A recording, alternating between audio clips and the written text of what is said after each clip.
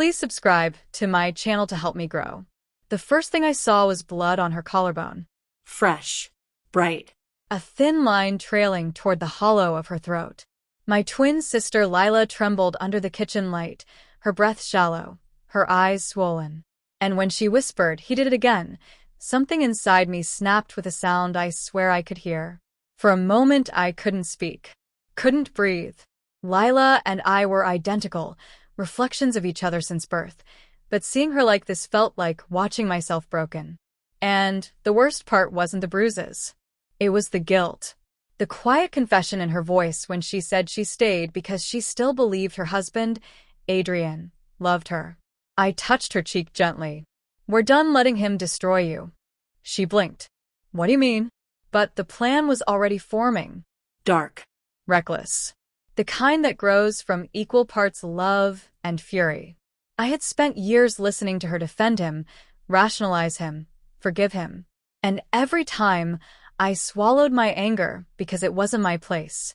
But tonight, when she walked in with blood trickling toward her heart, I realized something terrifying. If I didn't intervene, he would eventually kill her. The next morning, I stepped out of Lila's bedroom wearing her clothes, her perfume, her wedding ring.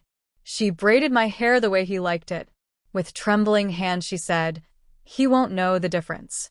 He never pays attention to details." That alone told me everything about their marriage. When I knocked on their door as her, Adrian answered with a smile that chilled me. Not because he didn't recognize me, but because he looked at me the same way a snake studies a mouse. "Rough night?" he asked, leaning in to kiss my cheek.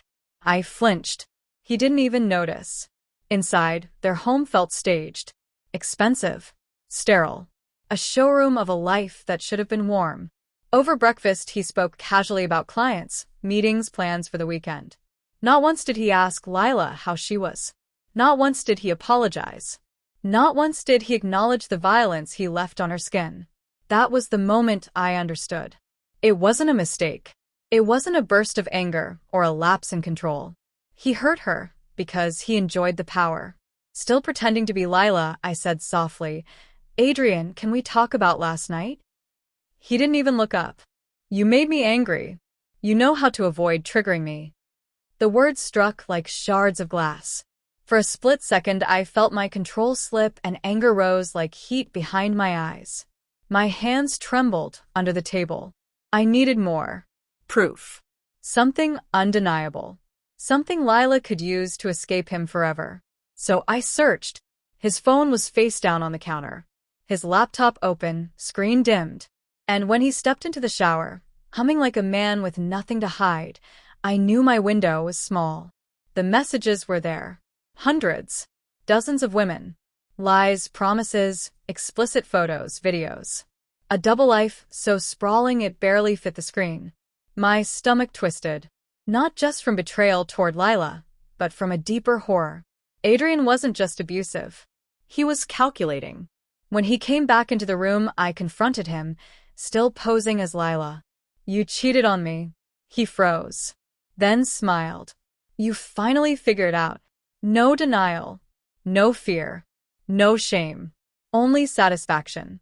I stood slowly, meeting his eyes with a steadiness that wasn't Lila's. "I'm not her," I whispered.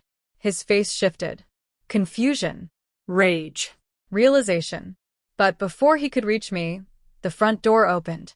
Lila stepped inside, flanked by 2 officers. Adrian turned pale. It wasn't the infidelity that put him in handcuffs.